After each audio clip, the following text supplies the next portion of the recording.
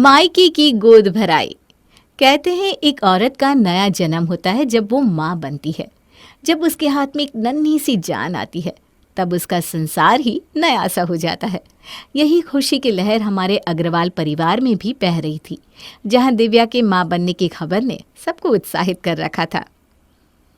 अरे अब तो हमारे आराम के दिन गए कावेरी। अब तो नन्हा सा बाल गोपाल हमारे आंगन में खेलेगा और हम उसके पीछे पीछे भागेंगे। मैं तो कब से इसी इंतजार में हूँ कि कब हमारी गोद में नन्हा सा आकाश बैठा होगा। आप दोनों का बस चले तो अभी से ही उसके लिए खिलौने भी ले आएंगे। और तुझे क्या पता, मूल से ज्यादा ब्याज मीठा होता है। हाँ हाँ, मैं समझ सकता हूँ आपकी खुशी पापा। ये लीजिए चाय पापा जी। लाओ लाओ बहू। अरे बहू, तुमने दूध पिया? जी पापा जी, पी लिया। मैं ये कह रही थी कि अब दिव्या का 7वां महीना भी लग गया है, क्यों ना हम उसकी गोद भराई कर दें। हाँ, गोद भराई तो करेंगे ही, वो भी इतनी शानदार कि सब लोग देखते रह जाएंगे। ये हुई ना बात। अरे नहीं नहीं, इतना शोर शराबा करने की क्या ज़रूरत है। हम लोग आपस में थोड़े ही परिवार वाले मिलकर कर लेते हैं ना। अरे क्यों भाई, हमारे खानदान की बहू की गोद भराई है, ऐसे कैसे सादगी में करेंगे? हम तो बहुत शोर शराबे के साथ करेंगे। हाँ और नहीं तो क्या। मेरा छोटा सा विकास जब बड़ा होगा तब देखेगा कि हमने उसके आने की खुशी किस तरह से सेलिब्रेट की थी। हाँ दिव्या, ये हमारा पहला बच्चा है, हम बहुत धूमधाम से तुम्हारी गोद भराई करेंगे। सारे रिश्तेदार, परिवार वाले, आस पड़ोस वाले सबको बुलाएंगे। हाँ, और दिव्या की गोद भराई की रस्म ना हम किसी शानदार होटल में करेंगे। और गाने बजाने वाले तो मैं मथुरा से मंगवाऊंगा, वहाँ के ढोली बहुत अच्छे होते हैं। और मैं कह रहा था कि जो मेहमानों के लिए मिठाई है ना, वो हम आगरा से मंगवा लेंगे, वो बहुत अच्छी रहेगी। अरे ऐसी गोद भराई करेंगे सब लोग देखते रह जाएंगे। इतनी शानदार रस्म किसी ने आज तक नहीं देखी होगी। दिव्या की सास ससुर दिव्या की गोद भराई की रस्म बहुत ही शानदार तरीके से प्लान कर रहे थे, जिसमें उन्होंने अपने खानदान के हर रिश्तेदार को बुलाया था। मिठाइयाँ बाहर से आ रही थी और ढोली कहीं और से। इतना ही नहीं, दिव्या के सास ससुर ने गोद भराई की रस्म के लिए दिव्या के लिए नए सोने के गहने बनवाने का भी सोच लिया था। अरे इसकी क्या ज़रूरत है मम्मी जी, मेरे पास पहले से ही इतने सारे गहने हैं। अरे बहू, गोद भराई की रस्म है, इसमें तुम्हें सब कुछ नया पहनना है, इसीलिए तुम्हारे पापा और मैंने ये नए सोने के गहने बनवाए हैं। अरे लेकिन ये तो बहुत ज़्यादा है मम्मी जी। अरे तुम हमारे घर की बहू हो दिव्या, तुम्हारी खुशी का ख्याल रखना हमारा फ़र्ज़ है बेटा। इनमें से तुम्हें जो भी गहने पसंद आते हैं वो तुम रख लो। अरे मम्मी पापा इतने प्यार से तुम्हारे लिए गहने लाए हैं, रख लो ना। हाँ, और ये देखो ये नई साड़ी, ये भी खास हमने तुम्हारे लिए बनवाई है। अरे ये तो बहुत महंगी लग रही है मम्मी जी। अरे बच्चे के आगे तो ये कुछ भी नहीं है बहू। जब तुम गोद भराई की रस्म में ये गहने और साड़ी पहनोगी ना, तो लोगों की आंखें फटी की फटी रह जाएगी। जी, गोद भराई की रस्म के लिए न सिर्फ दिव्या के सास ससुर लेकिन उसकी बड़ी ननद भी बहुत उत्साहित थी और उसने भी काफ़ी तैयारियां कर रखी थी। अरे काजल दीदी, ये तो बहुत कुछ ले आई हैं आप। अरे मेरे छोटे भाई का बच्चा होने वाला है, उसके लिए अभी तो मैं कुछ भी नहीं लाई।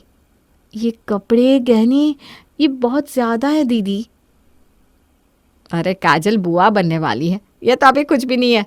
जब एक बार बच्चा आ जाएगा फिर देखना क्या क्या करती है ये। सब लोग कितने खुश हैं ना हमारे बच्चे को लेकर, देखो तुम्हारे लिए क्या क्या कर रहे हैं। गोद भराई की रस्म की तैयारियां बड़े ही ज़ोर शोर से चल रही थी और आकाश के घर वालों ने दिव्या के मायके वालों को भी गोद भराई की रस्म के लिए न्योता दे दिया। अरे बहन जी, आप सबको ज़रूर आना है कल गोद भराई की रस्म में, और सबको लेकर आना है। जी जी बहन जी, हम सब ज़रूर आएंगे, आखिर हमारी बेटी की गोद भराई की रस्म है। हाँ, आप तैयारियां देखेंगी ना तो आप खुश हो जाएंगी। ऐसी तैयारियां हैं कि गोद भराई की रस्म आज तक किसी की नहीं हुई होगी। जी जी, दिव्या बता रही थी कि आप सबने बहुत बड़ा जश्न रखा है दिव्या की गोद भराई की रस्म का।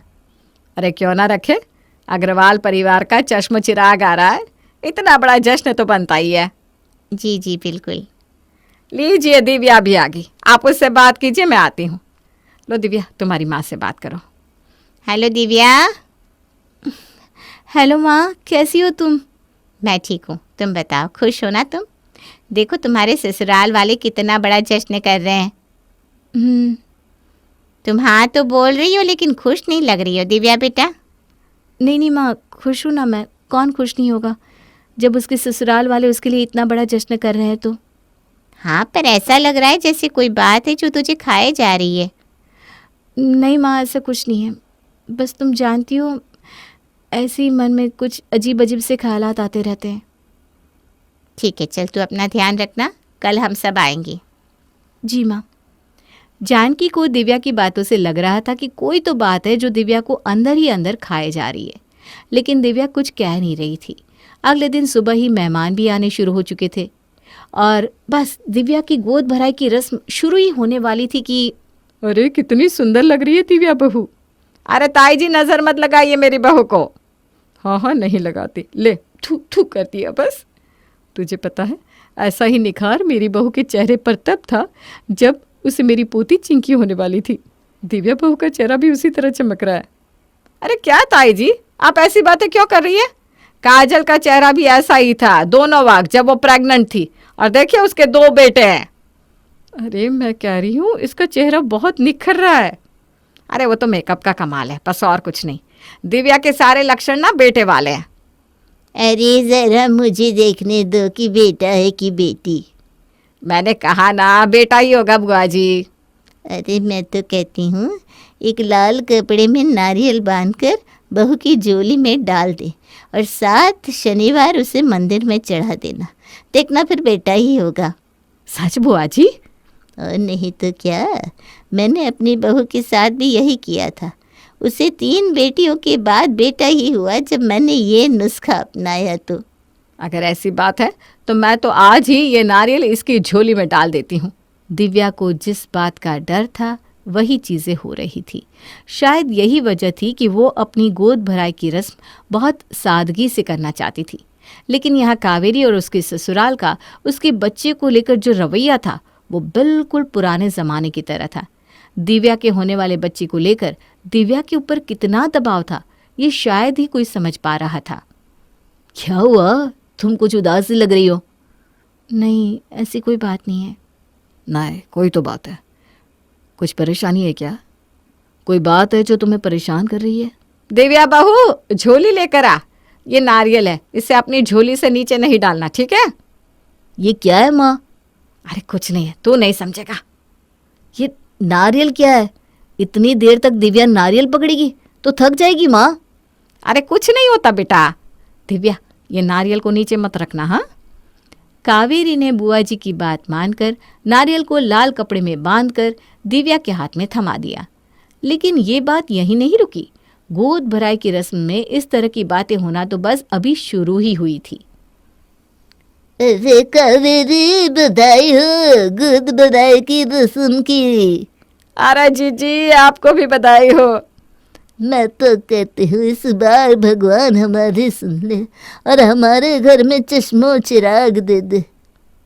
क्यों जीजी, आप ऐसा क्यों कह रही हैं? कुछ नहीं, तुम तो जानती हो मेरी भी 2 पोतियाँ हैं। मेरी बहू तो अग्रवाल परिवार को बेटा नहीं दे पाई, इसीलिए तो अब सबकी उम्मीद दिव्या से ही है। अरे जीजी, आप चिंता मत कीजिए, दिव्या को बेटा ही होगा। आप देखना, गोद भराई की रस्म में जितना खर्चा किया है ना, उससे कई गुना खर्च हम अपने पोते के जन्म पर करेंगे। हाँ हाँ, लेकिन वो तो तब ना जब बेटा होगा। अरे मैं कह रही हूँ ना, छोटा आकाश ही आएगा। मैं भी यही दुआ करती हूँ, लेकिन वो क्या है ना, सब लोग यही बातें कर रहे हैं कि दिव्या के लक्षण बेटी वाले हैं। कोई बात नहीं कावेरी, आजकल बेटियाँ भी बेटों से कम नहीं है। बेटी हुई भी तो लक्ष्मी ही तो आएगी तुम्हारे घर में। हाँ हाँ, मुझे भी कोई दिक्कत नहीं है अगर बेटी भी हुई तो। इतने बड़े जश्न के बीच में दिव्या के सामने उसी के बच्चे के लिए इतनी सारी बातें की जा रही थी और दिव्या ये सब सोचकर काफ़ी परेशान सी हो रही थी, लेकिन कुछ कह नहीं पा रही थी क्योंकि गोद भराई की रस्म में इतने लोग जो शामिल हुए थे। ये जीजी तो कुछ भी कहती हैं, इन्हें कुछ नहीं पता। दिव्या बेटा, तुझे तो लग रहा है ना कि तेरे पेट में बेटा ही है। मम्मी जी, ये सब मुझे कैसे पता चल सकता है? अरे क्यों? जब आकाश होने वाला था तब मुझे तो पता चल गया था कि बेटा ही होगा। मम्मी जी, यहाँ आपने इतना बड़ा गोद भराई का जश्न मेरे माँ बनने के लिए रखा है। अब बच्चा बेटा हो या बेटी, क्या फ़र्क पड़ता है? हाँ हाँ, मैं कहाँ कुछ कह रही हूँ। अब सब लोग तुझे बधाई देने आ रहे हैं, देख अपना मूड अच्छा कर ले। हाँ, दिव्या की सास मुंह से तो यही कह रही थी कि उसे कोई दिक्कत नहीं है, लेकिन अग्रवाल परिवार का बर्ताव गोद भराई की रस्म की तरह शानदार नहीं था। दिव्या बहू, ये मेरे दोस्त पंडित शास्त्री। नमस्ते बेटा। नमस्ते। ज़रा अपना हाथ देना बेटा। ये बताएंगे कि आगे भविष्य में क्या होगा। क्या मतलब? हम ज्योतिष है बेटा, आगे क्या होगा, बेटा या बेटी, हम सब बता सकते हैं। लाओ अपना हाथ दो।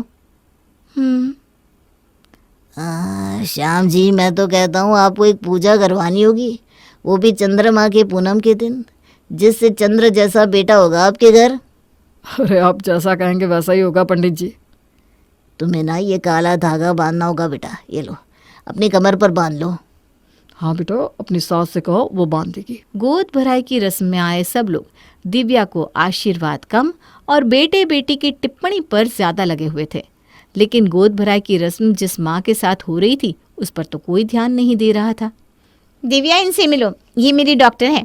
मेरे दोनों बेटों के वक्त मैं इन्हीं के पास गई थी। जी नमस्ते।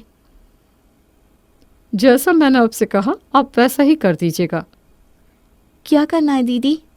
अरे कुछ नहीं, गोद भराई की रस्म के बाद ये तुम्हें चेक कर लेंगी बस। चेक करेंगी? लेकिन अरे कुछ नहीं, ये सब हमारे तक की रखेंगी, किसी को कुछ पता नहीं चलेगा। लेकिन दीदी, ऐसा बच्चा लड़का है या लड़की ये बताना कानूनन अपराध है। अरे तभी तो ये तुम्हारा चेकअप हमारे घर में ही करेगी। अरे पर दीदी। अरे कुछ नहीं होगा, तुम गोद भराई की रस्म एंजॉय करो ना। गोद भराई का जितना बड़ा जश्न रखा गया था उतनी ही छोटी सोच के मालिक थे दिव्या के ससुराल वाले। दिव्या को उस वक्त काफ़ी दबाव महसूस हो रहा था, लेकिन वो कुछ कह नहीं पा रही थी। शायद उसे पता था कि ऐसा ही सब होने वाला है, इसलिए गोद भराई की रस्म को सादगी से करना चाहती थी। दिव्या, तुम कुछ खाओगी? नहीं, मम्मी जी ने मना किया है। इस नारियल को तोड़ने के बाद ही मैं कुछ खा पी सकती हूँ। अरे ये क्या पागलपन है, इस हालत में तुम्हें खाते पीते रहना चाहिए। कोई बात नहीं, मैंने अगर कुछ खा पी लिया तो मम्मी जी बुरा मान जाएंगी। मैं बात करता हूँ मम्मी से। नहीं ना, मत कीजिए ना। दिव्या, कोई तो बात है जो तुम इतनी उदास सी रहती हो। जब से हमने गोद भराई की रस्म की बात की है तब से तुम परेशान से लग रही हो। नहीं, वो बस। मैं जानता हूँ कोई तो बात है जो तुम्हें परेशान कर रही है, लेकिन तुम कह नहीं रही हो। मैंने तुम्हारे लिए इतना बड़ा जश्न रखा, लेकिन तुम तो खुशी नहीं लग रही हो। आकाश, तुम्हें बेटा चाहिए या बेटी? क्या? ये कैसा सवाल है? बताओ ना, तुम्हें बेटा चाहिए या बेटी? अगर हमें बेटी हुई तो क्या तुम्हारा प्यार मेरे लिए कम हो जाएगा? ये कैसी बात कर रही हो तुम? दिव्या, लड़का या लड़की होना हमारे हाथ में होता है क्या? फिर भी बताओ ना। दिव्या, ये कैसी बातें कर रही है बेटा तू? माँ।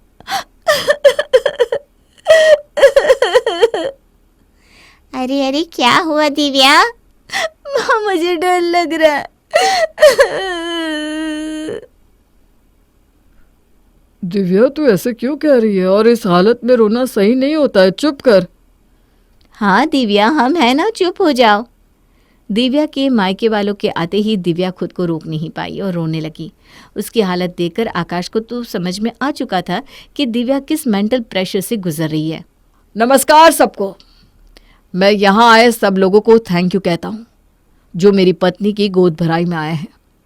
आज का ये बड़ा जश्न हमने हमारे होने वाले बच्चे की माँ के लिए रखा था, इसलिए आज दिव्या की माँ अपनी बेटी के लिए कुछ कहना चाहती है। आइए माँ जी। नमस्कार। एक माँ के लिए इससे बड़ी खुशी की बात नहीं हो सकती कि उसकी बेटी की गोद भराई इतनी शानदार हो रही हो, इतने सारे तोहफे उसे मिले हो, सब लोग उसे प्यार कर रहे हो, सबका आशीर्वाद उसे मिल रहा हो। मुझे याद है जब मुझे दिव्या होने वाली थी ना, तब मैं बहुत खुश थी, क्योंकि इसके पापा को हमेशा से ही बेटी चाहिए थी। और दिव्या के आने के बाद तो जैसे हमारा संसार ही बदल गया। बेटियां घर की रौनक होती हैं, उनसे ही घर की खुशियां होती हैं। लेकिन आज भी हमारे समाज में गर्भवती महिलाओं को बस इसलिए टोटके दिए जाते हैं क्योंकि बेटा हो, इसलिए काले धागे पहनाए जाते हैं जिससे घर का चिराग उन्हें मिले। लेकिन इन सब से उस माँ बनने वाली औरत के ऊपर क्या गुजरती है ये कोई नहीं सोचता। सोचिए कि इतनी गोद भराई की रस्म होने के बाद अगर वो बेटी को जन्म देती है तो आपका प्यार उसके लिए ख़त्म हो जाएगा। ये सोच सोच कर वो अंदर ही अंदर घुटती रहती है। आज मैं अपनी बेटी से कहती हूँ कि दिव्या, तुम ऐसा कुछ भी मत सोचना, हम सब तुमसे प्यार करते हैं बेटा। और आज मैं दिव्या की माँ यहाँ आए सब लोगों को चांदी के सिक्के बांट रही हूँ क्योंकि मेरी बेटी की गोद भराई की रस्म है। मुझे लगता है माँ जी की स्पीच के बाद आप सब लोगों को समझ में आ गया होगा कि कौन कहाँ गलत था। आज की गोद भराई की रस्म दिव्या के मायके वालों की तरफ से है, उनकी तरफ से जिन्हें अपनी बेटी के माँ बनने की खुशी है, ना कि उसे बेटा होगा या बेटी। और मैं भी यही चाहता हूँ कि मेरी प्यारी सी बेटी हो जिसकी गोद भराई की रस्म उसके मायके वालों की तरफ से होगी। मैं आज से ये रस्म बदलता हूँ। आज गोद भराई की रस्म ससुराल वालों की तरफ से नहीं, हमारे परिवार में बेटियों की गोद भराई की रस्म उनके मायके वालों की तरफ से ही होगी, जिससे कोई भी बहू इस तरह का दबाव महसूस ना करे। आकाश और जानकी की बातों को सुनने के बाद